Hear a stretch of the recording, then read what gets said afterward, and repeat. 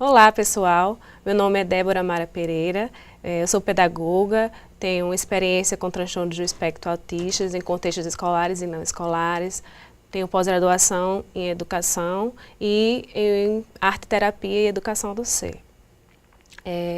Vim contribuir com a aula da professora Mariana, né, que falou um pouco dessas características que englobam esse transtorno, e agora venho desenvolver a segunda parte com o tema Recursos e Estratégias de Ensino-Aprendizagem para esses sujeitos, né, que tem como objetivo identificar recursos e estratégias pedagógicas que viabilizam a aprendizagem de alunos com esse transtorno na sala de aula regular. Trazendo um pouco desse roteiro da videoaula, na parte 1 ela tratou das características e agora eu vou tratar desses recursos. Resgatando um pouco da literatura, principalmente em relação à extinção das classes especiais proposta pela nova Política Nacional de Educação, os alunos com necessidades educacionais especiais foram obrigados a serem inseridos nas escolas regulares, né? E isso ocasionou um aumento expressivo desses alunos com autismo no ensino regular. Então é preciso repensar quais são os modos de participação desse sujeito nessa escola, né? Basta somente inseri-los, né? Quais são os movimentos que devem participar dessa questão da inclusão. E as pesquisas também mostram o medo desses professores em interagir com esses alunos, né, medos relacionados não só à questão da interação, mas de como ensiná-los, né, como a forma de chegar, de acessar esses sujeitos. Além disso, é constatado também o despreparo desses professores em conseguir que eles aprendam pelas vias de aprendizado e comunicações usuais. Além desse medo, né, de despreparo, dessas lacunas de formação desses professores, é preciso pensar, né, o que é que ocasiona esses tipos de condutas em sala de aula, tanto referentes ao professor. Então é preciso pensar na falta de apoio técnico especializado, né, que esse professor não se sente despreparado por não ter nenhum suporte, né, nenhum apoio que compreenda mais os fatores intrínsecos desses alunos que possam ajudá-los a fazer um bom trabalho na sala de aula.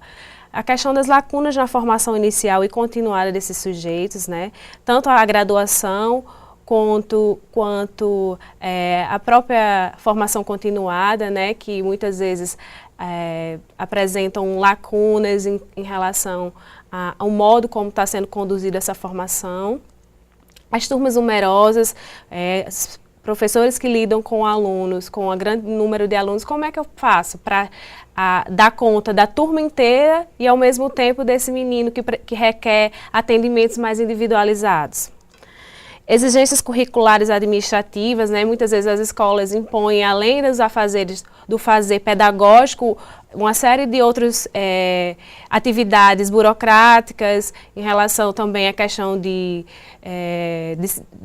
notas, de avaliações. Então, vários fatores também contribuem para essas lacunas. A desvalorização profissional do professor, né, de um modo geral, que afeta toda a educação e que atinge também esses profissionais que lidam com esses alunos.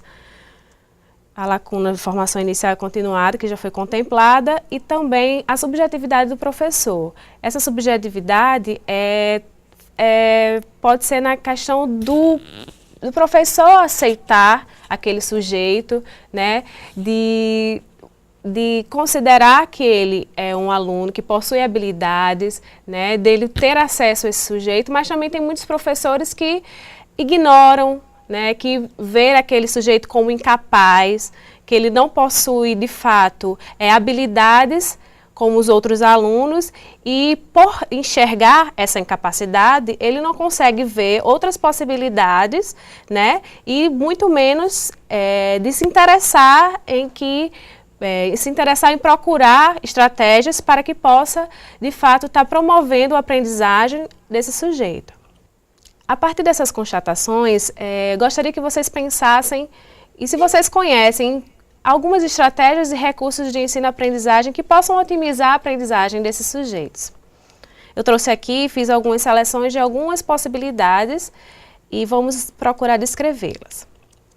Primeiramente, nós temos o Plano Individualizado de Educação, né, que é um recurso utilizado muito pelas escolas americanas e na Europa e que aqui no Brasil nós ainda não é regulamentado, mas que nesses países apresentam grande eficácia porque conseguem acompanhar o desenvolvimento educacional desse sujeito, apresentando avaliações mais palpáveis e de forma que possa estar modificando essas estratégias, retirando em momentos que acham inoportunos, e nós vamos tratar sobre isso mais a seguir. Temos também as adequações curriculares, né, propostas também pelos parâmetros curriculares, né, que tratam um pouco sobre diferenciações das atividades, de forma que esse sujeito possa ter acesso ao conhecimento curricular, né. O ensino e aprendizagem cooperativa, que são a questão dos trabalhos em grupos, que tem, principalmente em Portugal, a literatura aponta uma eficácia grande desse tipo de estratégia, não só para pessoas com necessidades educacionais especiais, mas como para todo o grupo. Estratégias criativas personalizadas e variadas, que nós vamos tratar mais a seguir, que tratam muito, que partem muito das necessidades específicas daquele sujeito e não de uma forma genérica. Bom, tratando do plano individualizado de ensino, o plano ele contempla alguns princípios básicos.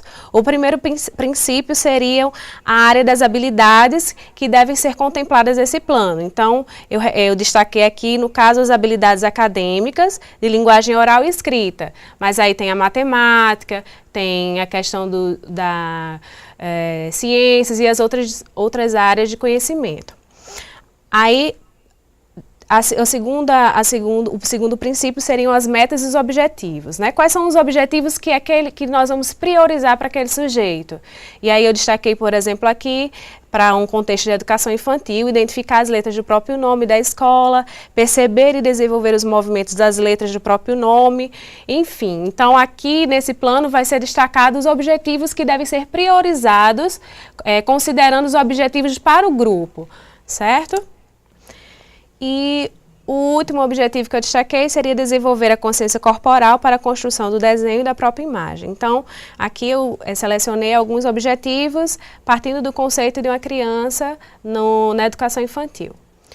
O terceiro princípio seriam as inteligências, né? Então, dentro daquele conhecimento de linguagem oral e escrita, quais são as habilidades e as inteligências que esse sujeito apresenta? Então, o professor, né, junto com se possuir, né, no caso, junto com um professor especializado, identificar essas inteligências, como, por exemplo, ele possui tranquilidade para fazer as tarefas na hora da atividade, ele consegue pegar no lápis sem muitas dificuldades, consegue entender o que dizemos ou o que solicitamos. Então, isso seriam as inteligências.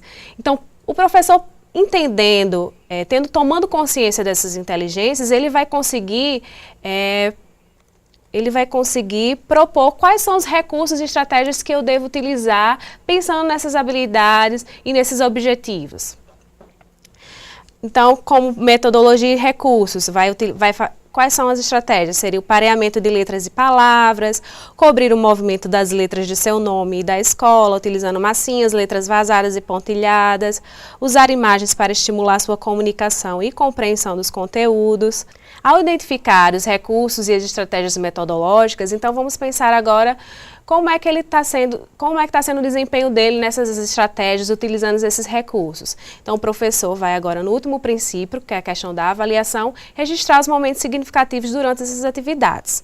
Como, por exemplo, ele conseguiu dar continuidade ao desenho iniciado pela professora, fez o movimento correto no cobrimento das letras, pareou corretamente as palavras. Então, em cada situação, em cada atividade, o professor vai registrar nesse plano todos os pontos significativos na parte da avaliação. Então, esse plano ele vai contemplar esse movimento de acompanhamento mais criterioso sobre esse sujeito, né? De forma que ele vai poder pensar em estratégias que não deram certo, né? E pensar, ou então enfatizar mais outros recursos e estratégias que estão garantindo avanços para esses sujeitos.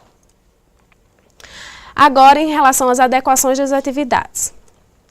As adequações das atividades vão partir muito do contexto que está sendo trabalhado com o grupo, nada vai ser descontextualizado ou fragmentado. Então, eu vou partir daquele planejamento que o professor fez para o grupo, o professor vai pegar os objetivos que ele considerou e vai adaptar essas atividades considerando que esse sujeito ainda não possui habilidades para atingir aqueles objetivos que ele propôs para o grupo. Então, ele vai utilizar, ou se for trabalhar com projetos, ou utilizar o contexto dos projetos, ou utilizar também instrumentos ou coisas do interesse do próprio aluno. Então, como vocês viram com a Mariana, uma das características deles é que eles têm um interesse restrito por uma determinada coisa. Então, se o aluno ele tem uma facilidade ou ele tem um interesse por carros, por que não usar esse instrumento como uma forma dele poder ter acesso àquele conhecimento, dele se alfabetizar utilizando esse instrumento de interesse? Então, eu acho que esse conhecimento ele tem que ser significativo. O professor precisa passar essas informações, propor atividades que façam sentido para o aluno, né? Então, pode utilizar tanto o contexto da sala de aula, os projetos, como os interesses desse aluno. Aqui tem alguns exemplos das adequações de atividades em relação ao trânsito, né? Em que uma atividade de escrita, outra atividade contemplando a questão dos meios de transportes, em que ele pôde desenhar, trabalhar a questão da matemática e da questão escrita.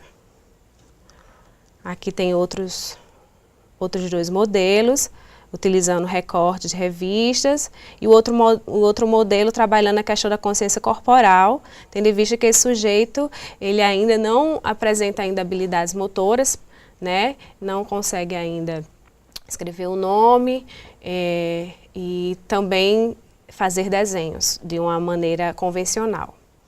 Nós vamos tratar agora de outro exemplo de adequação das atividades, partindo mais do objetivo curricular. Então, se o objetivo da aula é entender o mundo físico que nos cerca, por exemplo, através da problematização, o que é temperatura? Esse conceito de temperatura é um conceito ainda muito subjetivo, né, dependendo do aluno, né? É muito subjetivo para alguns sujeitos com transtorno do espectro autista. Então, para o grupo macro, o professor vai utilizar o objetivo, aprender a utilizar as escalas de temperatura Celsius e Fahrenheit. Mas, para um aluno com transtorno do espectro ou com deficiência intelectual, por exemplo, ele poderia priorizar um pouco esse objetivo, como, por exemplo, reconhecer os termos quente e frio a partir de experiência com objetos diferentes. Então, isso seria uma possibilidade de adequar a atividade para que ele pudesse estar participando da aula, né, e aprendendo os conceitos básicos, os princípios dessa aula. Uma outra estratégia de aprendizagem também é a aprendizagem cooperativa, que é uma forma que o professor mobiliza a turma, formando grupos, ou duplas, ou trios, de forma que cada um receba uma função de acordo com suas habilidades. A aprendizagem cooperativa também parte de alguns princípios, como, por exemplo, os grupos devem se organizar a partir dos seus interesses comuns, né, para a forma de formar os grupos, não de uma forma forçada. O professor forma, você vai fazer dupla com aquele menino que tem autismo, não. O professor vai tentar organizar esses grupos partindo desses interesses comuns. O outro princípio seria os membros de cada grupo, eles vão definir a forma de investigação do tema, né? Então, dá essa questão da autonomia para o grupo também. dividir as tarefas e funções também é outro princípio. Então, aquele sujeito com autismo ou transtorno do espectro, ele vai realizar essa tarefa de acordo com a habilidade que ele tem.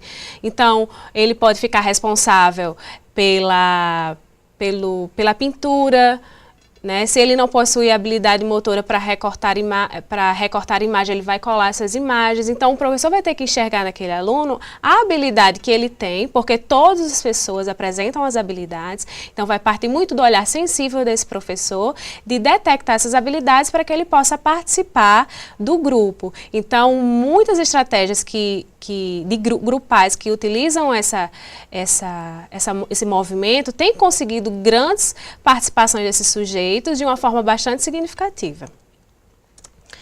E outro princípio seria a organização do trabalho apresentando a turma, que é uma forma bem comum apresentada nas nossas escolas, porém, esse movimento tem que ser bem cuidadoso, quando se trata principalmente de pessoas que apresentam algumas dificuldades, tanto motoras quanto neurológicas, para que possam realmente garantir a participação deles nesse grupo. Uma outra estratégia bastante utilizada para pessoas com dificuldade de comunicação, como os autistas, é a comunicação alternativa e ampliada. Essa comunicação, ela vai permitir uma possibilidade maior desse sujeito de interagir com o outro, né, de compreender e se relacionar com os objetos e com as pessoas. Ela é ampliada no sentido do sujeito com autismo apresentar alguma capacidade de comunicação, porém ela ainda não é suficiente para poder manter uma interação ou uma compreensão dele com o outro. Então, essa comunicação alternativa e ampliada, ela vai garantir formas de comunicação, como o uso de gestos, sinais da língua de sinais e expressões faciais. Então, essas são algumas possibilidades de comunicação.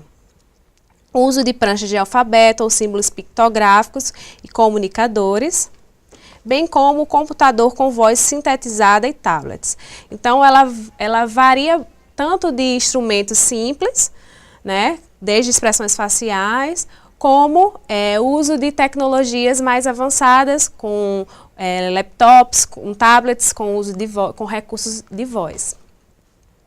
A imagem que está sendo exposta, ela exemplifica uma forma de comunicação ampliada alternativa que vai utilizada por um professor no momento que ele foi trabalhar uma cantiga de roda e que permitiu o aluno compreender a sequência lógica, as expressões, as ações dessa música, utilizando esses recursos visuais e com imagens e as palavras.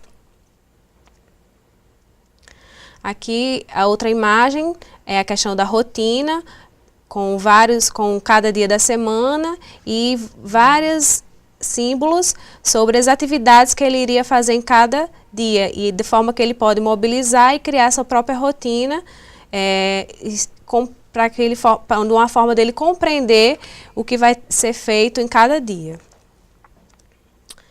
Uma outra imagem é um recurso simples utilizado em sala de aula, que o professor trabalha a questão da matemática, com conceitos básicos ainda, dos numerais 1 e 2. E essa última imagem é uma prancha com as imagens dos alimentos tipicamente utilizados por um indivíduo com autismo, em que ele pode parear, compreender as palavras e trabalhar a questão funcional de cada alimento. Agora nós vamos explorar a questão dos recursos.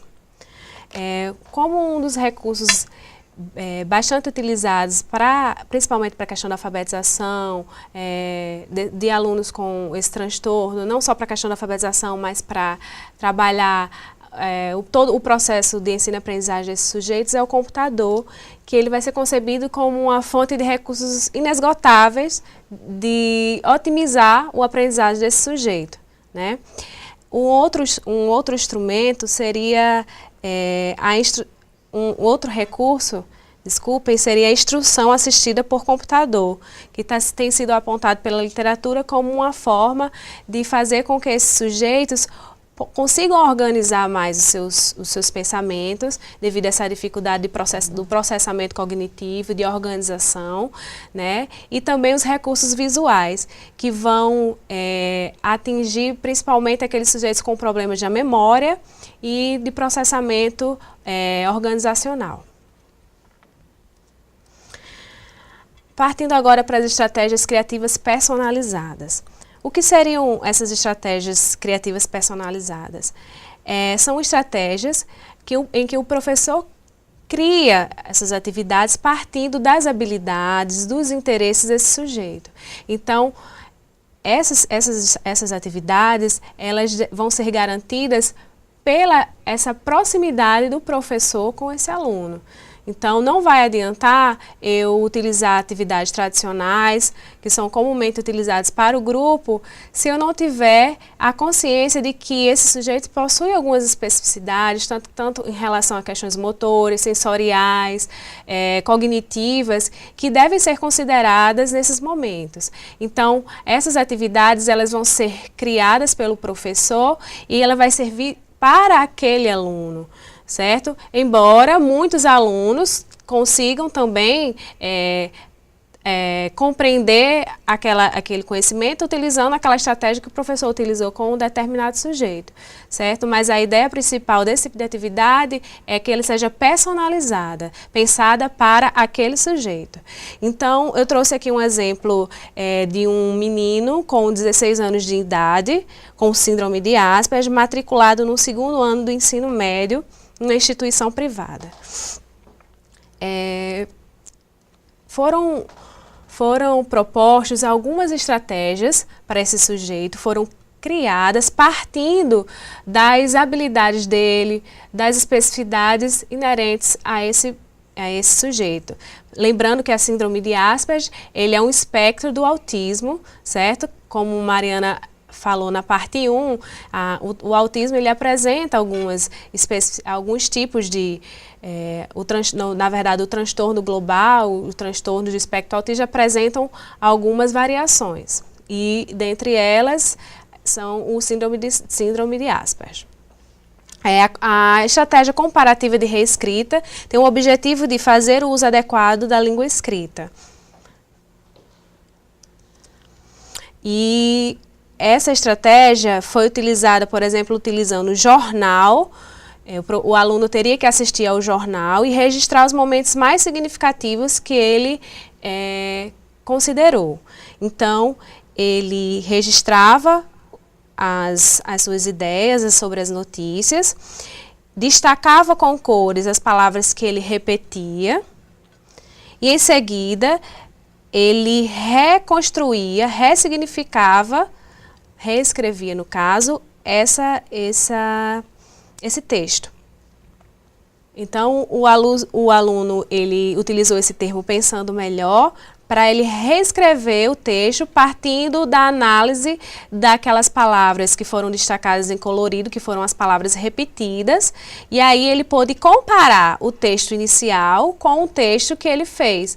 E aí, partindo dessa comparação e desses recursos visuais em que ele pôde destacar com as cores as palavras repetidas, ele conseguiu avanços em relação à escrita, de modo que nos próximos textos que ele ia escrever, ele ia já tendo essa capacidade de diminuir o número de repetições.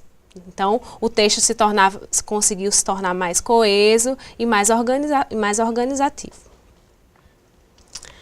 Uma outra estratégia também é a questão da reescrita, que com o objetivo de desenvolver a interpretação textual. A maioria dos professores apresentam uma grande dificuldade de avaliar esses sujeitos, ou muitas vezes apresentam avaliações equivocadas. A partir da pergunta do professor, quais os nomes dos personagens da história? O aluno respondeu, a história é o Paddy Brecken, ajudante de ouro. Podemos perceber que ele não conseguiu responder corretamente em relação à pergunta. Então, o professor ele poderia avaliar equivocadamente e dizer que definitivamente o aluno não aprendeu, não conseguiu compreender a história.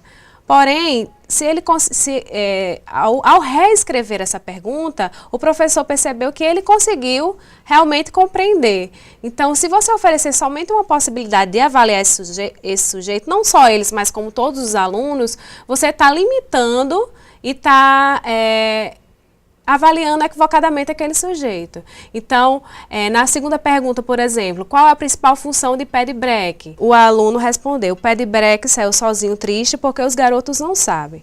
Então, nós perceber aí que essa resposta não conseguiu novamente contemplar a ideia central, a resposta correta dessa pergunta. Então, se o professor resolvesse finalizar a sua avaliação daí, então você já estaria avaliando equivocadamente o sujeito, porque você não ofereceu outras possibilidades de avaliá-lo. Então, quando o professor ressignificou as suas perguntas, reescreveu, ele pôde perceber que o aluno conseguiu apresentar as ideias mais coerentes e corretas à pergunta. Então, em relação à primeira pergunta, ele reescreveu: como se chamam os personagens da história? Aí ele respondeu: Becão, Bicão, Seninha e Giselda. Porque ele foi mais preciso na pergunta, ele utilizou o termo como se chamam os personagens da história. Então, ele conseguiu entender a pergunta e responder as respostas corretas. Diferentemente da primeira pergunta, que para nós seria uma pergunta bem objetiva, mas que ainda apresentou palavras que confundiram o aluno, como, por exemplo, quais os nomes dos personagens da história.